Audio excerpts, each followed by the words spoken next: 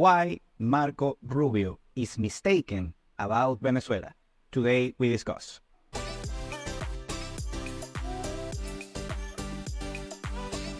Welcome to Venezuela Insider, the only place in Venezuela for expats, digital nomads, entrepreneurs, investors, travelers, and related internationals. For more information, venezuelainsider.com. Today we are talking about why Marco Rubio is mistaken about Venezuela, and yet again another Republican making just blunt statements about Venezuela. The funny thing though is that Marco Rubio is not a stranger regarding the Venezuelan situation, so we are gonna address a little bit about it. But the most important thing that we're talking about today is a recent statement that we got from Marco Rubio regarding Venezuela on Fox News. What a shocker. And why he is mistaken right now regarding a particular situation about Venezuela, mostly about migration. So let's start. Well, the first thing is talk about a little bit about Marco Rubio, in case you don't know much about him and his relationship with Venezuela. Well, first, Marco Rubio is a Republican. He's a senator from Florida since over a decade. So he is kind of aware there is a situation regarding Venezuela, of course. And he has been very vocal against the Venezuelan government and about the situation. And actually, Marco Rubio is very liked by a handful of Venezuelans, a significant cohort. Most of them are the Venezuelans, some Venezuelans that live in South Florida. That's the place in the United States where there is a significant population of the Venezuelan diaspora. Marco Rubio, he became very vocal. Starting the situation on 2014, we had some mass protests back then, some anti-government protests that we had on 2014 that are different than the ones that we got on 2017, that those were way, way worse. But on these particular ones, on 2014, that's where Marco Rubio, he talked a lot, he addressed media a lot regarding the situation about Venezuela. And of course, he was actually the pioneer regarding pushing sanctions against Venezuela. Back then, I have to be fair, that it wasn't against the Venezuelan economy. Those particular sanctions were actually against Venezuelan individuals. And this particular endeavor was actually bipartisan, so it's not just Marco Rubio and the Republican Party, also the Democrats. His Democrat counterparts were actually agreeing with him on that particular regard. And by 2015, actually, those sanctions were started to be implemented against Venezuelan individuals, of course, on the government and close to the government, and were signed by Obama himself. That was the Obama administration back then. And actually, the Venezuelan government doesn't like anything about Marco Rubio. Actually, he was declared persona non grata here in the country by the Venezuelan government. And actually, thanks to those reactions, is on 2015 when the Venezuelan government starts implementing tourist visas against U.S. nationals and citizens. Now, the worst of Marco Rubio came on 2019 when he was actually the promoter and one of the most fierce supporters of Juan Guaido, this gentleman right here, that he was, quote-unquote, the president of Venezuela. According to a loophole, Juan Guaido was actually the president of the Venezuelan parliament back then. And according to a loophole, you basically, the president of the parliament can declare the president of Venezuela as well, if the current president is having a lackluster performance, something about it. I'm not a constitutional lawyer, so you have to check out for yourself. But anyways, he went through, Juan Guaido went through and became the quote-unquote president of Venezuela, the managing president of Venezuela. It's kind of the interim, let's call it like that.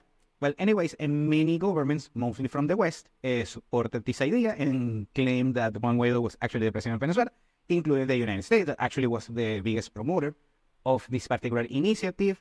And that back then it was during the Trump's administration, but Marco Rubio was one of the biggest supporters of this particular initiative that had terrible results.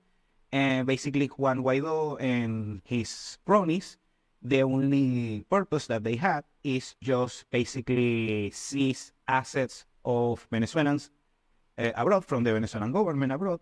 And also they handle several millions of dollars from taxpayers' money, U.S. taxpayers' money, thanks to the USAA and those particular agencies that give money for people abroad, something like that. Well, anyways, and actually at the end it was just a charade, and actually right now Juan Guaido is living a very comfortable exile in South Florida, and he is basically, allegedly, he's a millionaire, and his cronies actually are living like, like ballers, like superstars in different places all over the world, like Madrid, for instance. And I mean, at the end of the day, it was just a charade that it hurt a lot Venezuela's reputation. And Marco Rubio is one of the responsibles of such disgrace. Now, coming back to 2024, Marco Rubio, he's a Republican, but also he's more of a moderate Republican, unlike Donald Trump, that he is a populist, he's a right-wing populist. Meanwhile, Marco Rubio is more of a moderate Republican, something like that. And actually, he is one of the favorites on becoming, that is poised to become, the vice president of Trump's, let's say, hypothetical future administration. Very good, nothing against that. Now, and the issue is that, of course, he addressed recently the situation about the migration of Venezuelans to Florida. He basically said that he repeated, of course, on a more calm demeanor, that Venezuela is sending criminals and most of the Venezuelan migrants are criminals and that kind of thing.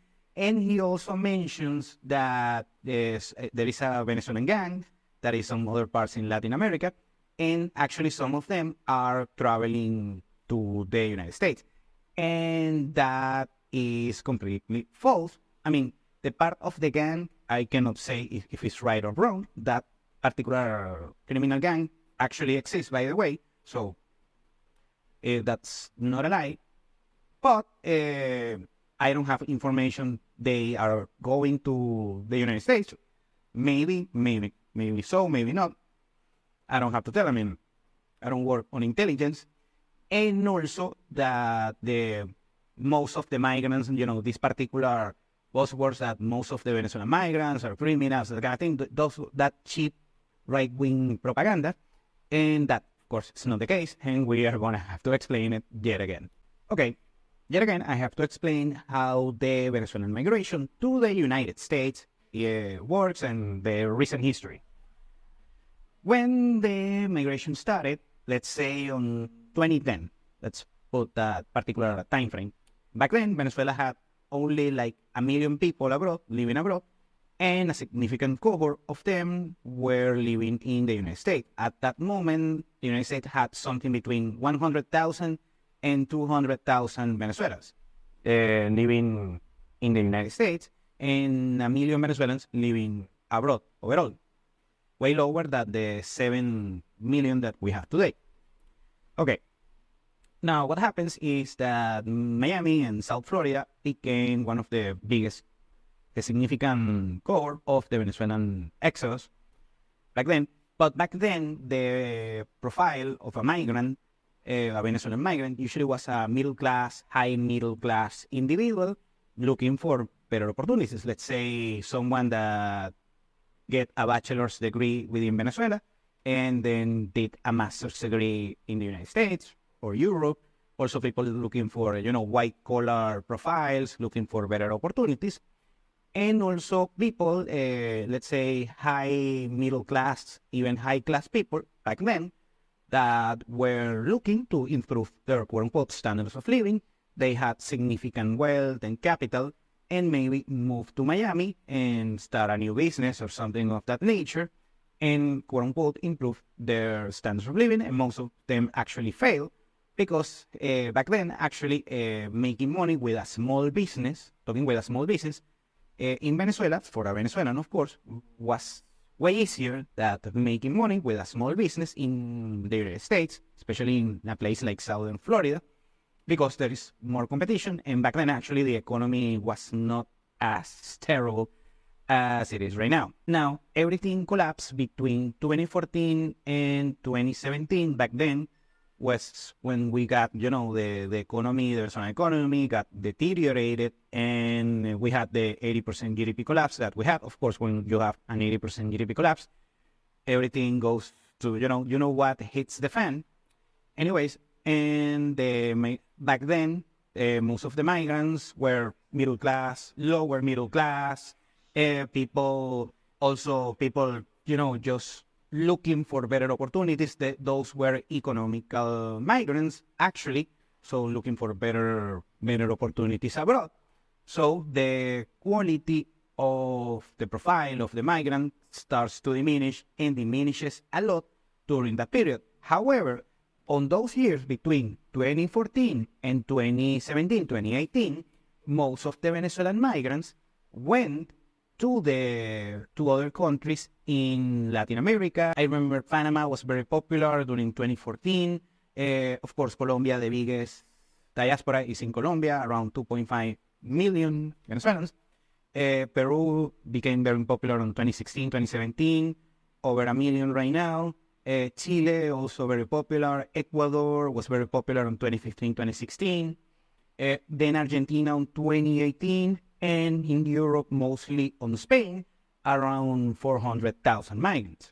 Now, these particular Venezuelan migrants on this period, during the 80% GDP collapse that went to Latin America, on the next few years, they figured out quickly that the rest of Latin America is not as much better as Venezuela was back then. Of course, on 2017 was the worst year for the Venezuelan economy and Venezuelan society overall, and also political crisis, and we have this big anti-government protests, and hundreds of Venezuelan protesters pass away, sadly, and was the worst time. However, in the rest of Latin America, the economic situation is not that much better, of course.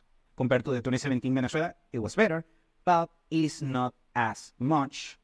And is, of course, most of these Venezuelan people that migrated because they wanted to have better standards of living. And back then, they did not find out that particular goal on these places like Chile, like Peru, like Colombia. Those are third world countries, quote unquote. So it is what it is. A little bit better than Venezuela back then, yes, but not as great. So at the end, what happened with these particular people? They started to migrate since 2019. They started migrating to the United States. I'm talking Venezuelans that were lower middle class and even lower classes, so less educated, with less resources, less hard skills, most of them don't have a white collar profile. They have more of a blue collar profile. And of course, those are, quote unquote, the migrants, the illegal migrants that the people from the US that usually vote for the Republicans don't like migration. I don't criticize if you don't like migration. It's what it is. My position, I like legal migration and I don't like illegal migration. But by the same token, the legal migration system of the United States is lackluster, and that's why in the United States you have lackluster results regarding migration. Well, anyways, on 2019 starts this particular thing. Of course, most of these migrants don't have a tourist visa in order to access the United States, because in order to get a tourist visa for the United States is very, very, very difficult. This is something, if you watch this from the United States or a Western nation, you don't know this, but getting a visa in order to enter, a tourist visa in order to just enter for tourism to the United States is very, very difficult. Usually high middle class people and above are the ones selected in order to be granted these particular tourist visas. You have to show proof of income and that kind of thing just for a tourist visa, by the way. So usually the people that go for tourism in the United States from quote-unquote developed countries are usually the wealthy people from such countries. Anyways, in 2019, the people that, of course, since they don't have a tourist visa in order to enter the United States, because they, of course, their particular socioeconomic profile doesn't allow them in order to get a tourist visa for the United States, they have to go to Mexico and then cross the United States using the Mexican border. And that's why you have, regarding Venezuelans, of course, you have migrants on that particular border from all over the world. First, of course, Mexicans, also other people from Latin America, and even people from the Middle East, Africa, and that kind of thing. Although those kind of people usually, when they migrate to a first world country, usually go through Europe. Now, since 2020, 2021, the Mexican authorities require a tourist visa for Venezuelans, yet again, and many countries from Central America. So what happens is, of course, the lower middle class Venezuelans, the impoverished Venezuelans, they cannot go to Mexico just legally by plane. So they have to use what is known as the Darien Gap. That is this particular jungle between Colombia and Panama, and that's the access between South America and Central America. It's a dreadful location, a jungle that is very dangerous. You have a Colombian guerrilla, and drug dealers, and also it's a very dangerous place regarding the nature and the creatures. It's a very, a hard place to transit. And also the authorities from Panama don't help either on that particular regard. So they crossed this particular Darien Gap, went north throughout Central America, reached Mexico, and afterwards reached the U.S., the Mexican southern border with the U.S., of course, and they cross the border and hence enter the United States. Now, yet again, since 2019, according to my estimations, between 80% and 90% of the Venezuelans using the Darien Gap or going through the Mexican border to the United States, those particular people are not Venezuelans living in Venezuela, are Venezuelans that first attempted to migrate to a third country within Latin America, a lackluster country like Colombia, like Peru, like Chile, like Ecuador, like Argentina, and like Mexico actually. And since that those countries regarding their economies are lackluster, a little bit better than Venezuela, I have to be fair on that, but not much better actually. Well, what they decided is, if I'm migrating to the quote-unquote best country to migrate, that is the United States. So, in order to sum it up and answer this particular statement about Marco Rubio and why he is mistaken, the people that migrate to United States, being Venezuelan, are not doing it straight away directly from Venezuela. There are migrants, Venezuelan migrants, that a few years ago migrated to another country in Latin America, Peru, Chile, Colombia, Ecuador, Mexico, a couple of cases, Spain as well. I mean, of course, it's not Latin America, it's Europe, but you catch my drift. And since they had a lackluster performance and results on such their countries, decided to migrate to quote-unquote the best country in the world to migrate, that is quote-unquote the United States of America.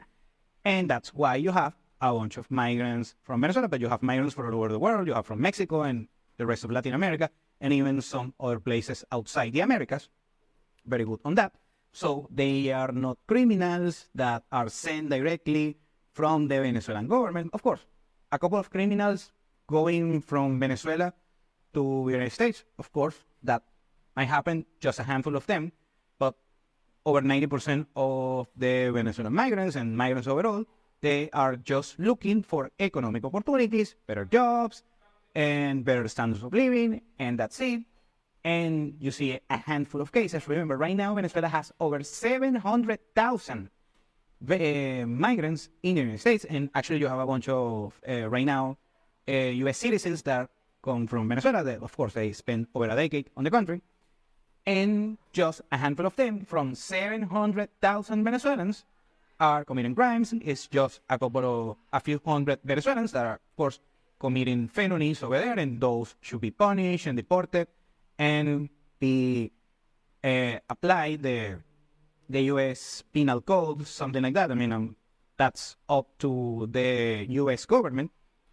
But the main conclusion is no. The migrants that are going, the Venezuelan migrants that are going to the United States are not criminals. Most of them are migrants that first migrated to a lackluster country in Latin America, and then decided to migrate to the United States.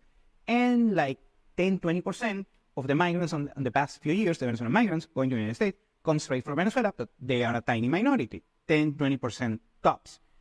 And maybe a handful of them, let's say a few hundred, that they are of course Venezuelan criminals. Here they commit crimes, and they're going to the United States. And that's it. So please, spare me the drama, spare me the political propaganda, because I'm getting tired of this thing. Thank you for watching Venezuela Insider. Please like, share, and subscribe. Follow us on social media. If you want to work with us, VenezuelaInsider.com. Thanks again, and have a nice day.